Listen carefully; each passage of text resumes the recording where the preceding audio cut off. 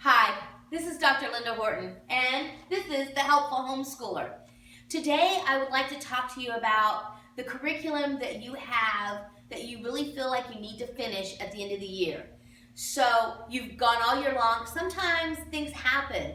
There could be a death in the family, there could be sickness, prolonged problems, and you're behind in your schoolwork. You don't want to do school until September again, but you don't know what to do. So I'm going to offer today some hints, some tips, what you might do. Remember, I'm always just giving my opinion. I've done this for a long time, but do what's right for your family. So let's say you have another 25 lessons to go in math, and it's already the end of May, and you don't want to do a whole nother month of math. Your children are tired, you're tired. Teachers as well as the children look forward to the end of that homeschool year. So what do?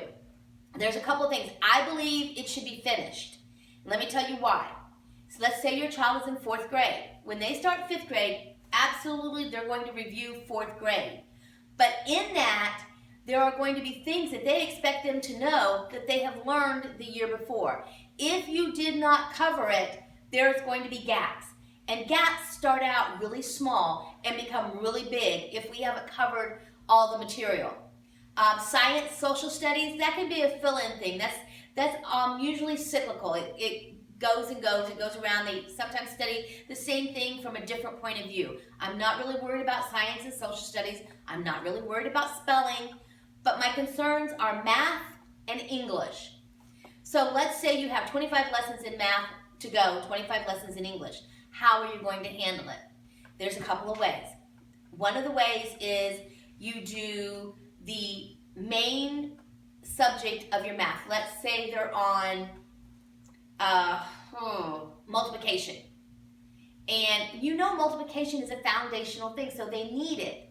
But then they're going to be doing a review for the rest of the lesson.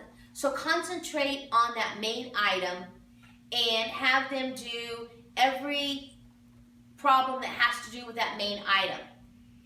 Then, the next lesson, do the same thing. And then maybe every 3rd lesson, have them do the whole lesson. So you're doing main subject, whole lesson. Main subject, whole lesson.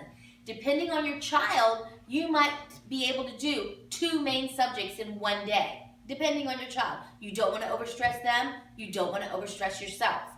Another way you could do it is to set aside 1 or 2 days during the summer for school. I know it doesn't sound like a fun thing to do, but if it's math and English only, you're talking about maybe an hour and a half to 2 hours out of your day. Do it on a Tuesday or a Thursday. Do not do it on a Monday or a Friday, and I will tell you why. Mondays we have big weekends, especially when we're church-going people. And we're tired on Monday. You don't want to do it on Monday. Friday is when you're looking forward to that weekend and all that you have to do for the weekend. And sometimes our weekends start on Friday. So you have Tuesday, Wednesday, Thursday to play with. So you can either say, okay, we're going to do it during the summer, a couple hours a week. Now, the thing that helps with that is then your child stays current. They don't have that lapse of memory when it comes to the next year because you've done some remedial work all summer. But the thing about the other one that's good is you get it done and get it over with, and you don't have to do the remedial work all summer. It's up to you as a parent. Either way, math and English need to be fulfilled. They give them the lessons because they know that they're going to be the foundation for the following year. Science and social studies, science and history, you can let go. Even spelling, you can let go. They're going to spell again next year. So ask yourself what you want to do. Do you want to take a day during the summer every week, or do you want to hit it and get it done? It's up to you. But please remember that they are going to have to start the next year on the foundation of the year before. And if they have not had that clear, solid foundation, they are going to start out behind. And nobody wants their child to start out behind. It's like setting them up for failure. So think about it as a parent, think about it as an educator, what works for your family, and do whatever is right for you. As always, I want to remind you that homeschooling is not a sprint, It's a marathon. And we do it together as a family. So go out and enjoy the adventure. Goodbye.